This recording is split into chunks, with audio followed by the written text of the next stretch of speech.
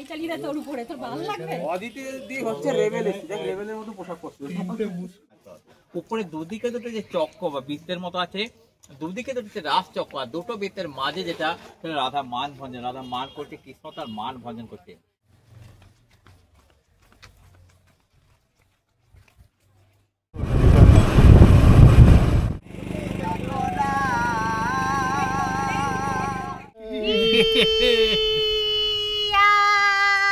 Opening shot.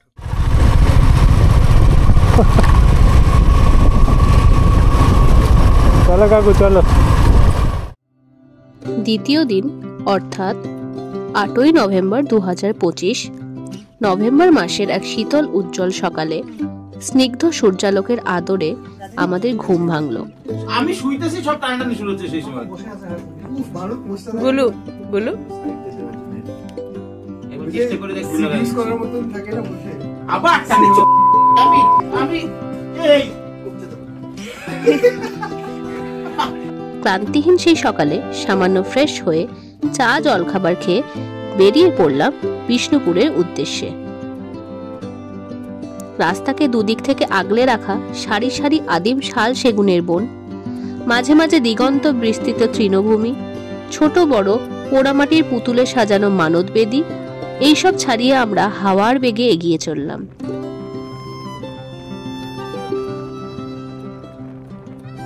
বিশুদ্ধ বাতাস ফুসফুস ভরিয়ে তুলছে, যেন একসাথে কয়েকটা বছর আয়ু বাড়িয়ে দেবে নিজ দায়িত্বে। এইভাবেই চলতে চলতে আমরা পার করলাম এক বিশাল প্রাচীনত্বের সাক্ষী বহন করা টেরাকোটায় সাজানো তোরণ। বুঝলাম আমরা বিষ্ণুপুরে প্রবেশ করেছি। আরো বেশ কিছুটা রাস্তা অলিগলি অতিক্রম করে প্রথমে আমরা যে স্থাপত্যের সাক্ষী হলাম সেটা হলো রাসমঞ্চ। প্রতিটা স্থাপত্যের সাথে জুড়ে থাকা ইতিহাস, শিল্পশৈলী জানবার জন্য আমরা একজন গাইডকে বেছে নিলাম। টোটাল 62 রাজা ছিল, 62 জন। বেশ কিছু প্রথম সারির বেশ কিছু রাজারা যে সমস্ত হেরিটেজ জিনিস তৈরি করেছে না, সেই সমস্ত হেরিটেজ জিনিসগুলো আমরা কিন্তু আমি এক এক করে শুরু করছি। অবশ্যই একটু দামাদামি করে নেওয়া বাঞ্ছনীয়। মানুষটির নাম মিস্টার নিরঞ্জন অধিকারী, একেবারে মাটির মানুষ। এবার টোটাল 108 লোক সাজানো ছিল।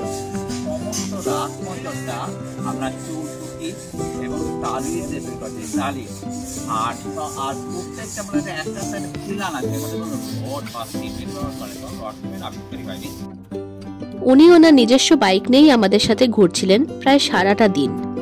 পুঙ্খানুপুঙ্খভাবে চোখের সামনে ভাসিয়ে তুলেছিলেন প্রতিটা স্থাপত্যের জানা অজানা নানান ইতিহাস। রাসমঞ্চের সামনে কেবল আমাদের একবারই টিকিট কেটে নিতে হবে, তারপর সেই টিকিটেই ঘোরা যাবে বাকি সকল স্থাপত্য। জনপ্রতি টিকিটের মূল্য মাত্র 25 টাকা। আমাদের গাইডের কাছ থেকে জানলাম মল্ল রাজাদের রাজত্বের সূচনাকালে এরা ছিলেন শাক্ত।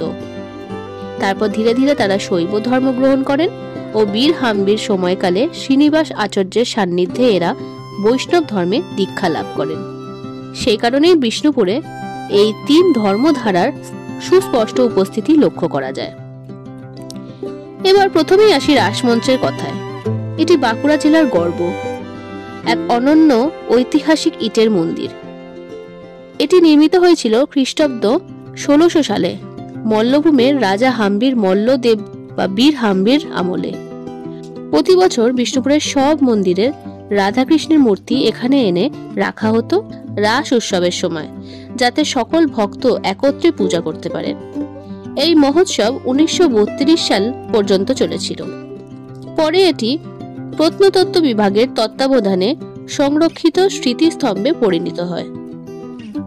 রাসমঞ্চটি একটি উঁচু ল্যাটেরাইটের পাথরের বেদির ওপরে দাঁড়ানো, আর মূল কাঠামোটা ইটের তৈরি। চারিদিকে টালির ছাউনি আকৃতির ছোট ছোট মিনার, আর মাঝখানে একটি প্রধান কক্ষ, যা ঘিরে আছে 3টি পথবিশিষ্ট করিডোর। এর ছাদগুলো গম্বুজ আকৃতির, যা বাংলার কুটির শৈলী ও ইসলামী স্থাপত্যের মিশ্র রূপ।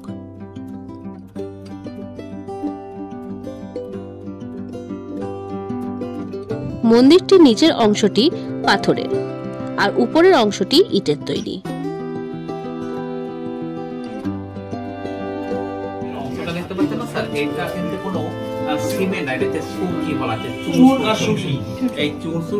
শামুকের ডাস সিরিজ গাছের আঠা, বিউলি কলায়, চিটে গুড়, পাল্লাকার এগুলো সমস্ত মিশ্রণ করি না, তখনকার দিনে শক্তিটাকে তৈরি করা হতো। এটাই কিন্তু তখনকার দিনে সিমেন্টের মতো দাঁড়িয়ে ছিল। আগে বলতে কোনো রড বা সিমেন্ট নেই। এই যে রাসমঞ্চ দাঁড়িয়ে আছেন, এর এখন বর্তমান বয়স হচ্ছে 425 বছর। এই রাসমঞ্চই বিষ্ণুপুরের প্রাচীনতম ইটের মন্দির। তার গঠন ও নকশা এতটাই বিশেষ যে এর তুলনা আর কোথাও মেলে না, না বাংলায় না সারা ভারতে। রাঢ় অঞ্চল, মালভূম, সিংভূম, যত ভূমিতে মলের এলাকা, এই যে রাস চলছে, রাসের সময় সমস্ত মূর্তিকে এখানে হাজির করা হতো। প্রত্যেকটা গেটে গেটে একজোড়া করে বসা হতো। 5 দিন রাস হতো। 5 দিন পরে যে যার মধ্যে আবার মূর্তিগুলো ট্রান্সফার হতো মন্দিরের মধ্যে। আর এই রাসটা চলেছিল টানা 1600 থেকে 1932 সাল পর্যন্ত। এক টানা 332টা বছর এখানে রাস হয়েছে। তারপর কিন্তু এখানে এখন রাস হয় না। এখন যেখানে রাস হচ্ছে সেটা শহরের মাঝে একটা নতুন মন্দির করেছে কৃষ্ণগঞ্জ বলে জায়গাতে। সেখানে কিছু রাধাকের মূর্তি এনে এখানে রাস চলছে এই মুহূর্তে। এইখানে রাস হয় না, কারণ এটা টুরিস্ট স্পট বা হেরিটেজ সম্পদ। হেরিটেজ 1932 পর্যন্ত রাসের সময়। আমরা বেশ কিছুটা সময় রাসমঞ্চে কাটালাম। হতবাক হয়ে উপভোগ করলাম স্থাপত্য শৈলী ও ইতিহাস। সোনার মূর্তি, কোষ্ঠীপাত মূর্তি, অষ্টাদশ মূর্তি, বিভিন্ন যে মূর্তিগুলো আসলে লকারের মতো রাখা হতো। দিনের বেলায় প্রত্যেকটা রোডের কাজে রাস উৎসব করাতো, হরিনাম করাতো। মূল্যবান মূর্তিগুলোকে সেফটি লাগে ভিতরে নিচে রাখা হতো 5 দিন। 5 দিন পরে যে যার মন্দিরে আবার মূর্তিগুলো ট্রান্সফার করে ঠাকুরের স্বয়ং কক্ষ বা গর্ভগৃহ। আর এর টোটাল হাইট আছে মাটির থেকে উপর পর্যন্ত হাইট আছে আপনার 42 ফুট। কিভাবে লোডটা স্টেপ বাই স্টেপ নামে আছে, কোনো রড বিন, সিমেন্ট বিন, আজ 425 বছর দাঁড়িয়ে আছে না, এটা একটা ভারতবর্ষ রাস। ঝটপট বেশ কিছু ছবি তুলে আমরা বেরিয়ে পড়লাম আমাদের পরের গন্তব্যে, বিষ্ণুপুরের আর এক গর্ব, পঞ্চরত্ন শ্যামরাই মন্দির। বাইকে করে 5-6 মিনিট অলিগলি রাস্তায় গাছগাছালি ঘেরা এক উদ্যানের মাঝেই স্থাপিত বিস্ময়কর কারুকার্যে ঘেরা এই মন্দির। রায় হচ্ছে রাধা, রাধা টেম্পল। এখানকার স্থানীয় লোকাল লোকেরা বলে 5 চূড়োর টেম্পল বা 5টা রত্নের টেম্পল অনেকে বলে। এই টেম্পলটার ডিজাইনটা এরকম যে বাংলা যেমন 4 চালা যেমন মাটির বাড়ি হয় না, বাংলা চালার উপর 5টা চূড়া দেখুন। চারদিকে 4টা যে চূড়া দেখতে পাচ্ছেন উড়িষ্যা স্থাপত্য নাই, আর মাঝে যেটা মোগল স্থাপত্য নাই। এটা 1643 মল্লরাজ রঘুনাথ সিংহ, যিনি রাসমঞ্চের বানিয়েছেন বীর হাম্বির, তার ছেলে মল্লরাজ রঘুনাথ সিংহ 1643 সালে মন্দির স্থাপক হয়। বিষ্ণুপুরের পঞ্চরত্ন শ্যামরাই মন্দির বাংলার মধ্যযুগীয় স্থাপত্য ও সংস্কৃতির এক অনন্য নিদর্শন। এর ইতিহাস, সৌন্দর্য আর শিল্পকলার সমন্বয় যেন এক জীবন্ত গল্প। খ্রিস্টাব্দ 1643 সালে মল্লরাজ রঘুনাথ সিংহ, যিনি বীর হাম্বির পুত্র ও বিষ্ণুপুরের 51তম রাজা, এই শ্যামরাই মন্দিরটি নির্মাণ করেন। যেটা রাধা মান ভজন, রাধা মান করতে, কৃষ্ণ তার মান ভজন করতে, যা কিছু দেখতে সব 400 বছর পড়া মাটির কাজের মধ্যে কিছু করতে হচ্ছে। মল্ল রাজারা ছিলেন শিল্প ও ধর্মের বড় পৃষ্ঠপোষক। এই সময়ই সঙ্গীতে বিষ্ণুপুর ঘরানার মাত্র যুক্ত হয়। তানসেন ও সমকালীন খ্যাতনামা সঙ্গীতজ্ঞদের পৃষ্ঠপোষক ছিলেন এই মল্ল রাজারা। তাদের সময় বিষ্ণুপুর হয়ে ওঠে বৈষ্ণব ধর্ম ও টেরাকোটা শিল্পের অন্যতম কেন্দ্র। এই মন্দিরটি ভগবান শ্রীকৃষ্ণকে উৎসর্গ করা, যিনি এখানে শ্যাম নামে পূজিত হন। তার সঙ্গে পূজিত হন রাধিকাও। শ্যামরাই মন্দিরটি পঞ্চরত্ন শৈলীতে নির্মিত, মানে এর 5টি চূড়া, 4 করে 4টি বর্গাকার চূড়া আর মাঝখানে একটি অষ্টভুজাকৃতি বড় চূড়া। পুরো মন্দিরই পোড়া মাটির ইট দিয়ে তৈরি, আর বাইরের দেয়াল জুড়ে টেরাকোটার অনন্য নকশা, শ্রীকৃষ্ণের লীলা, রামায়ণ মহাভারতের দৃশ্য, ফুল লতা আর জ্যামিতিক অলঙ্কার। মন্দিরের চারদিকেই 3 খিলানওয়ালা বারান্দা আছে। ভিতরের ছাদে এক সুন্দর বৃত্তাকার রাসমণ্ডল খোদাই করা, যেখানে কৃষ্ণকে ঘিরে নৃত্যরত গোপিনীদের দৃশ্য দেখা যায়। এটা বাংলার প্রাচীনতম রাসলীলা চিত্রণের এক উদাহরণ। পঞ্চরত্ন শ্যামরাই মন্দিরের বিষ্ণুপুরের সবচেয়ে প্রাচীন ও সূক্ষ্ম খোদাই করা মন্দিরগুলির মধ্যে অন্যতম। এটি শুধু ধর্মীয় স্থাপত্য নয়, বাংলার লোকশিল্প, পুরাণ আর বিশ্বাসের মিলনস্থল। বর্তমানে এটি ভারত সরকারের প্রত্নতাত্ত্বিক জরিপ বিভাগ ASI এর তত্ত্বাবধানে সংরক্ষিত, আর প্রতি বছর অসংখ্য ভক্ত ও পর্যটক এর সৌন্দর্য উপভোগ করতে এখানে আসেন। এখানে সাক্ষী হলাম এক আশ্চর্য প্রজাতির বেল গাছের, যা পাতার ধার দিয়ে অন্যান্য পাতা সৃষ্টি হয়েছে, যেন প্রকৃতি ও ম্যাথামেটিক্যাল ইকুয়েশন মিলেমিশে একাকার হয়ে গেছে এই গাছটির কাছে।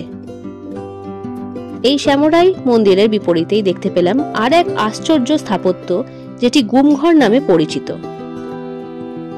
বিষ্ণুপুরের গুমঘর এক রহস্যে মোড়া নিঃশব্দ অতীতের সাক্ষী। মল্ল রাজাদের শাসনামলে নির্মিত এই ইটের তৈরি ছোট্ট বর্গাকার স্থাপনাটিকে ঘিরে রয়েছে বহু কৌতূহল ও লোককথা। স্থানীয় বিশ্বাস অনুযায়ী গুমঘর ছিল অপরাধীদের জন্য নির্যাতন কক্ষ বা কারাগার, এক ভয়ঙ্কর যন্ত্রণার ঘর, যেখানে অপরাধীদের শাস্তি দেওয়া হতো। কোনো দরজা জানালা নেই, এমনকি ছাদও নেই। এই অদ্ভুত গঠনটাই সেই ধারণাকে আরো শক্তিশালী করে। ইতিহাসবিদরা মনে করেন এটি 1100 থেকে 1800 শতকের মধ্যে মল্ল রাজাদের আমলে তৈরি, যখন বিষ্ণুপুর তার অপূর্ব টেরাকোটা মন্দিরের জন্য বিখ্যাত হয়ে উঠেছিল। কিন্তু গুমঘর সেই সমস্ত মন্দির থেকে সম্পূর্ণ আলাদা। এতে নেই কোনো কারুকাজ, নেই কোনো দেবদেবীর অলঙ্করণ, আছে শুধু এক গম্ভীর নিস্তব্ধতা। আজও গুমঘর তেমন ভাবে পরিচিত নয়, কিন্তু যারা বিষ্ণুপুরে যান তাদের কৌতূহল জাগে এই অজানা ইতিহাসের নিঃশব্দ প্রহরীর সামনে দাঁড়িয়ে। যথারীতি এই দুই স্থাপনার সামনে বেশ কিছু সময় কাটিয়ে আমরা রওনা হলাম আমাদের পরবর্তী গন্তব্যের উদ্দেশ্যে। খানিকটা দূরেই আমরা দেখতে পেলাম এক অভূতপূর্ব শিল্প সৃষ্টি, বিষ্ণুপুরের জোর বাংলা মন্দির।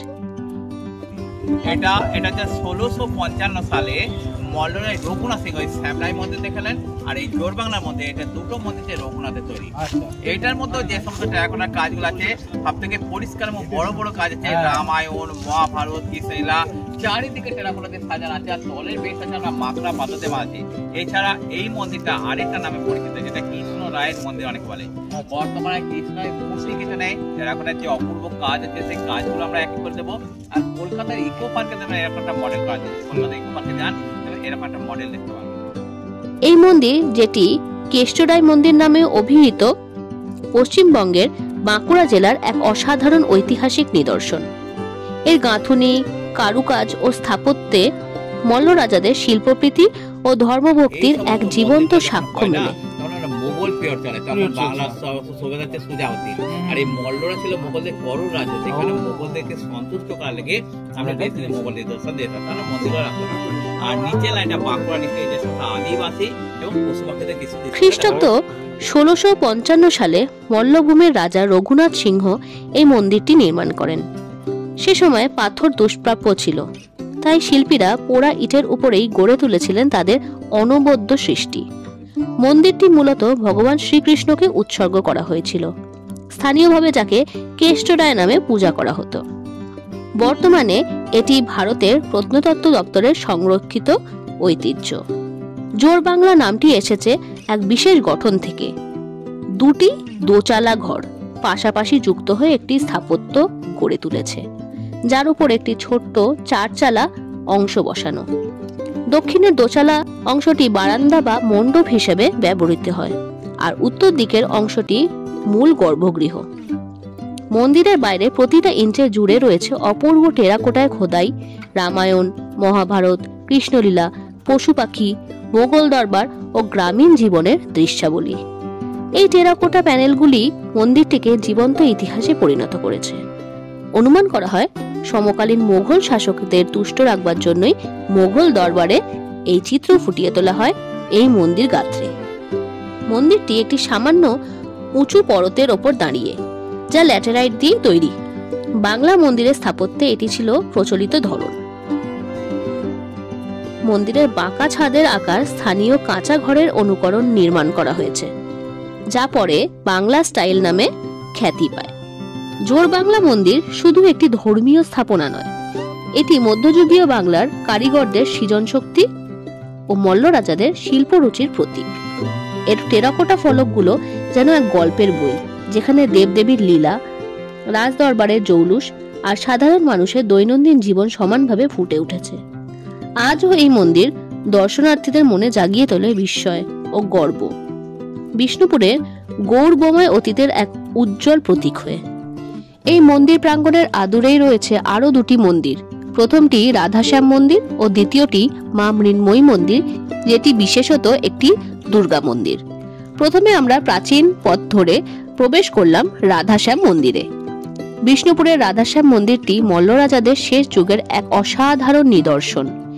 এটি নির্মিত হয়েছিল 1758 খ্রিস্টাব্দে রাজা চৈতন্য সিংহের রাজত্বকালে।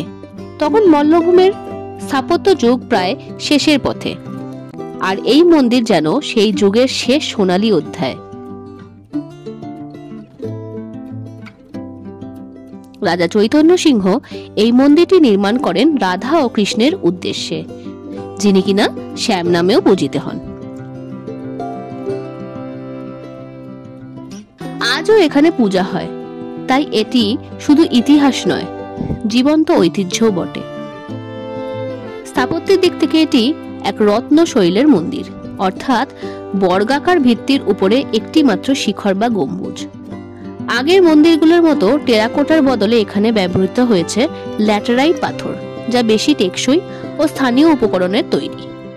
রাধাশ্যাম মন্দিরের দেয়ালে টেরাকোটা নয়, বরং সাদা প্লাস্টার দিয়ে অলঙ্করণ করা হয়েছে, এটাই এর বিশেষত্ব। তবে এর প্রবেশদ্বারটি টেরাকোটা ইট দিয়ে বানানো, যা মনে করিয়ে দেয় বিষ্ণুপুরের প্রাচীন মন্দির শৈলীর ধারাকে। দক্ষিণমুখী মূল প্রবেশ পথের নিচে দেখা যায় শিকার, যুদ্ধ আর মানুষের দৈনন্দিন জীবনের দৃশ্য। তার সঙ্গে লতাপাতার নকশা, যা সে যুগের কারুকার্যের নিদর্শন। বাঁকা ছাদের উপর একমাত্র শিখরটি যেন একসময় গৌরবের প্রতীক হয়ে আজও দাঁড়িয়ে আছে।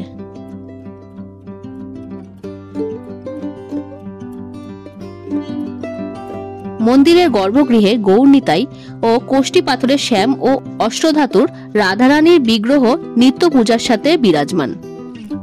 রাধাশ্যাম মন্দিরটি আজও বিষ্ণুপুরের অন্যান্য ঐতিহাসিক মন্দিরগুলির সঙ্গে মিলিয়ে এক অনন্য স্থাপত্যের অঞ্চল গঠন করেছে। বৈষ্ণব ধর্মভাবনা আর মল্ল রাজাদের শিল্পপ্রেম এই মন্দিরের ইট পাথরে মিশে আছে। আজ এটি ভারত সরকারের সুরক্ষিত ঐতিহ্যবাহী স্থাপনা, যেখানে ইতিহাস, ধর্ম আর শিল্প একসঙ্গে মিলে এক অনন্ত গল্প বলে চলে।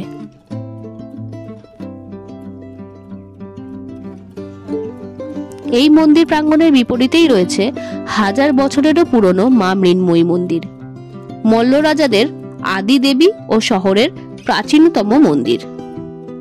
কথিত আছে খ্রিস্টাব্দ 997 সালে রাজা জগৎ মল্ল একদিন জঙ্গলে শিকার করতে গিয়ে পথ হারিয়ে ফেলেন। ঠিক তখনই দেবী মৃন্ময়ী তার স্বপ্নে বা দেববাণীর মতো নির্দেশ দেন, রাজধানী এখানে হস্তান্তর করো আর আমার মন্দির গড়ে তোলো।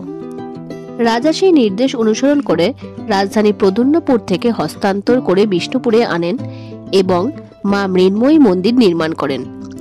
দেবীর প্রতিমাটি গঙ্গার পবিত্র মাটি দিয়ে গড়া হয়, আর সেই বছর থেকেই শুরু হয় বিষ্ণুপুরের প্রথম দুর্গাপূজা, যা আজও একটানা অনুষ্ঠিত হয়ে আসছে বাংলার অন্যতম প্রাচীন দুর্গাপূজা হিসেবে। কথিত আছে রাজা যখন দেবীর নির্দেশিত স্থানে মাটি খনন করেন, তখন মাটির নিচে পান দেবীর ঐশ্বরিক মুখাবয়ব। সেই অংশই প্রতিমার সঙ্গে যুক্ত করা হয়, যা আজও পূজিত হচ্ছে। মন্দিরটি বহুবার সংস্কার করা হলেও আদি মূর্তি আজও অক্ষত। মন্দির চত্বরে নীরবতা ও মাঝেই মায়ের এই অন্যতম অপরূপ সুন্দর রূপ এক শীতল ও প্রাচীন ছমছমে পরিবেশ রচনা করেছিল। কথিত আছে একমাত্র রাজ পরিবারের কোনো সদস্যের স্বপ্নাদেশেই এই বিগ্রহে নবরূপে রং তুলির স্পর্শ করানো হয়। মন্দির প্রাঙ্গণে এটা সেটা করতে করতে প্রচন্ড ক্ষুধার উদ্রেক হলো, কিন্তু এখনো অনেক কিছু দেখা বাকি। অনেকটা রাস্তা পাড়ি দিতে হবে, প্রায় 14 কিলোমিটার। তাই মন্দির চত্বরের বাইরে সামান্য চা খেয়ে বেরিয়ে পড়লাম আমাদের পরের গন্তব্যে, কারণ বেলা তখন পড়ন্ত। অনেকটা পথ অতিক্রম করে আদিবাসী গ্রাম ও অরণ্য ভেদ করে চলা নিশ্চুপ রাস্তা ধরে প্রথমে আমরা পার হলাম বিরসা মুন্ডা হল্ট। নিশ্চুপ অরণ্যের মাঝে একাকিত্বে রেল লাইনের দায়িত্ব নিয়ে মানুষের অপেক্ষায় বসে আছে স্টেশনটি। আরো খানিকটা গিয়ে কয়েকটা ছোটখাটো মাটির বাড়ি পিছনে ফেলে ডান দিকে বাঁক নিয়ে জঙ্গলের মাঝে একটি লাল মাটির কাঁচা রাস্তা অনুসরণ করলাম।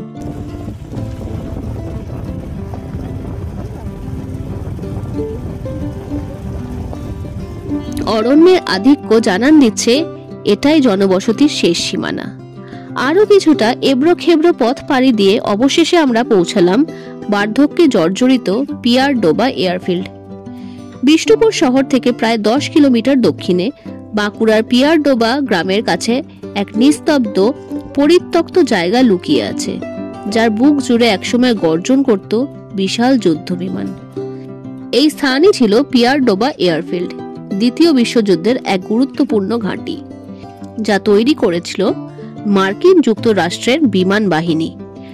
1943 সালে আমেরিকান সেনারা এই এয়ারফিল্ডটি নির্মাণ করে বিশেষভাবে B-24 লিবারেটর, আরও শক্তিশালী B-29 সুপার ফোর্ট্রেস বোমারু বিমান রাখার জন্য। তখন ভারতের 4টি বড় মার্কিন বিমান ঘাঁটির মধ্যে একটি ছিল পিয়ার ডোবা। এখান থেকেই পরিচালিত হতো জাপানের বিরুদ্ধে দীর্ঘ পাল্লার বোমা হামলার পরিকল্পনা ও অভিযান। এখানে ছিল 462তম বোম্বার্ডমেন্ট গ্রুপ, যাদের 4টি স্কোয়াড্রন এবং অসংখ্য সহায়ক ইউনিট কাজ করত। এই ঘাঁটি থেকেই উড্ডয়ন করেছিল সেই বিমানগুলো যারা ব্যাংকক ও জাপানের ইয়াওয়াটা শহরে হামলা চালায়, যা ছিল 1942 সালের ডুলিটল রেডের পর জাপানের ওপর প্রথম মার্কিন বোমা হামলা। যুদ্ধের পর যখন মার্কিন বাহিনী তাদের অভিযান প্রশান্ত মহাসাগরের মারিয়ানা দ্বীপপুঞ্জে সরিয়ে নেয়, তখন পিয়ার ডোবা কিছুদিন ব্যবহৃত হয়েছিল 33তম ফাইটার গ্রুপ দ্বারা। অবশেষে 1945 সালে সেপ্টেম্বর মাসে ঘাঁটিটি ব্রিটিশ সরকারের হাতে তুলে দেওয়া হয়। তারপর থেকে এটি ধীরে ধীরে ভুলে যাওয়া অতীত হয়ে যায়। একসময় যেখানে বিশাল রানওয়ে দিয়ে যুদ্ধ বিমান ছুটে যেত, আজ সেখানে ফসলের ক্ষেত, ঘাস আর গাছপালার সবুজ চাদর। পুরনো কংক্রিটের টুকরো, ভাঙা ট্যাক্সিওয়ে, এগুলোই এখন যুদ্ধের স্মৃতি বহন করে। আকাশ থেকে দেখলে এখনো রানওয়ের চিহ্ন চোখে পড়ে।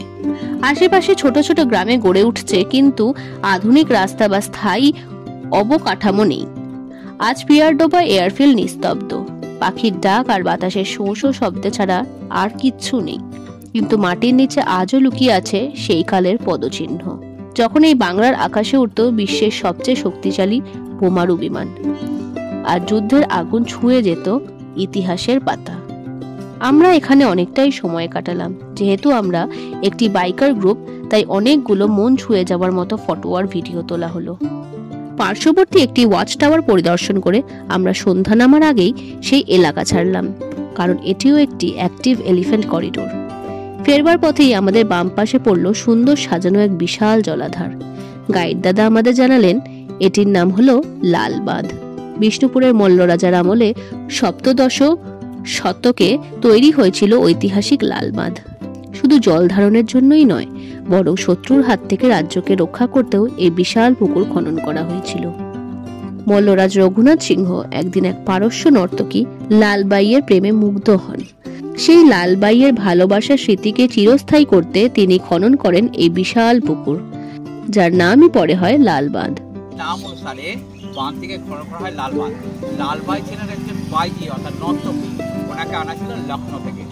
1702 সাল দ্বিতীয় রঘুনাথ যখন সিংহাসনে বসেন না, তখন সঙ্গীতের দিক থেকে বিষ্ণুপুর একটা জুয়ারেন ছিলেন, বিষ্ণুপুর ঘরানা যেটা বলা হয়। আমি আগেই বলেছি বিষ্ণুপুর ঘরানাটা নিজস্ব ঘরানা। তিনি দিল্লির তানসেনের বংশধর বাহাদুর সেনকে ছিলেন বিষ্ণুপুর সঙ্গীত শিক্ষা দিবার লেগে। তখনকার দিনে মাসিক 500 টাকা ভাতাই থাকে। এমনকি রহিম খান সেই লালবাইকে আসেন। লালবাই ছিলেন অত্যন্ত সুন্দরী এবং সঙ্গীত পূজারী। এই দুই থাকার ফলে রঘুনাথ বারবার তার উঠেই যেতেন। এইভাবে দীর্ঘদিন যাতায়াতের ফলে রঘুনাথের সঙ্গে একটা লালবাইয়ের সম্পর্ক গড়ে ওঠে, যে সঙ্গে ভালোবাসার সম্পর্ক। তারই নাম অনুসারে বিশাল বাঁধখানা খনন করা। এই বাঁধটা খনন করার পর প্রত্যেক পূর্ণিমার রাতে রঘুনাথ এবং লালবাই দীর্ঘ সময় এখানে কাটাতেন, নৌকোয় করে বিহার করতেন।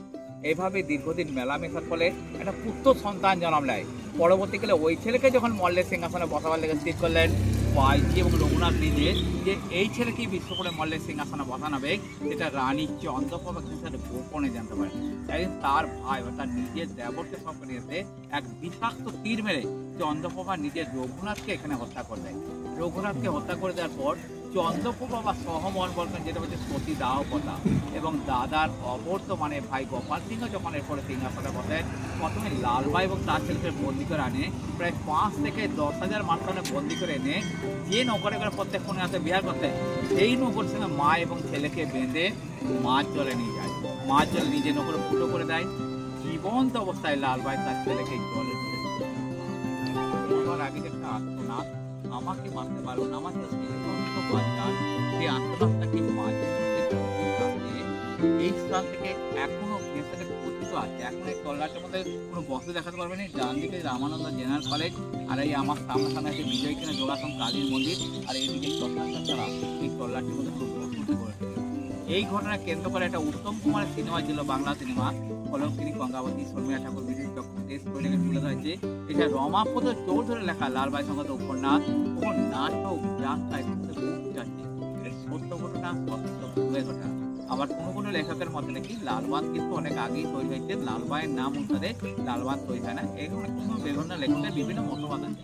সত্যি কথা বলতে গোধূলির সময় সামান্য গা ছমছমে অনুভূতির সাথে এই করুণ কাহিনী মনকে অনেকটাই ভারাক্রান্ত করে তুলল।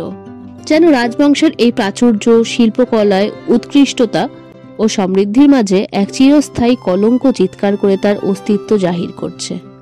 লালবাদের দক্ষিণ তীর জুড়ে ছড়িয়ে আছে বহু প্রাচীন মন্দির, যা মল্ল রাজাদের সমৃদ্ধি ও আড়ম্বরের স্মৃতি বহন করে।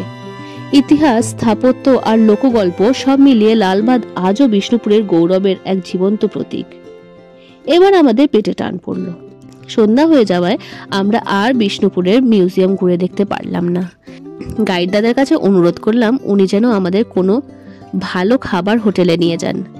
উনি আমাদের পৌঁছে দিলেন বিষ্ণুপুরের স্বনামধন্য 3 স্টার ক্যাটাগরির অন্নপূর্ণা হোটেলে। বাকি পথ দর্শনীয় স্থানের কথা জেনে নিয়ে গাইড দাদাকে সেদিনের মতো আমরা গুড বাই করে দিলাম। এরকম গাইড পেলে যতই কষ্ট হোক পুরো জার্নিটাই সার্থক হয়ে যায়। আমাদের গাইডের কন্ট্যাক্ট ডিটেলস ডেসক্রিপশনে দেওয়া রইল। গরম গরম ধোয়া ওঠা সুস্বাদু খাবারে হালকা ও ভারী মেজাজে ভুরিভোজ সারতে সারতে আমরা আলোচনা করে দেখলাম যে এই স্বল্প সময় হাতে নিয়ে বেশি কিছু দর্শনীয় স্থান আমরা ঘুরে নিতে পারবো না। সিদ্ধান্ত হলো অদূরেই মা ছিন্নমস্তা মন্দির ও সংলগ্ন মেলা প্রাঙ্গণ দেখে তবেই আমরা রিসর্টে ফিরব। খাওয়া শেষ করে বেরোতেই কনকনে শীত ও ক্লান্তি আমাদের আচ্ছন্ন করে ধরল।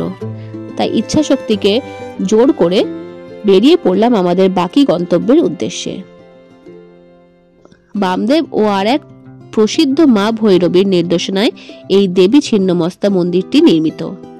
অদূরেই রয়েছে এক বিশাল কামান। এত শত বছরেও কামানের কোনো অংশেই কোনো মরচে ধরেনি, যা আশ্চর্য কারিগরি দক্ষতার প্রমাণ দেয়।